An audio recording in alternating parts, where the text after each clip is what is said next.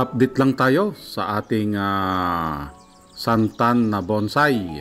Ito ay mag-iisang buwan mula nung ito ay kinalbo natin. So ito na ang kanyang itsura. May mga kunting bulaklak na sumisibol at pasibol na rin lahat ng kanyang mga sanga. Pakapal na ng pakapal ang kanyang dahon dito. At antayin natin ito na mag-bloom.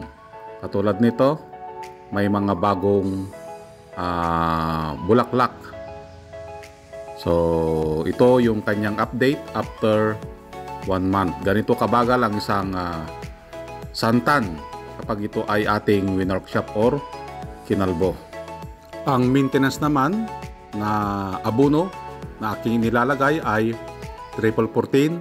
Salitan sila ng sulfate every other week.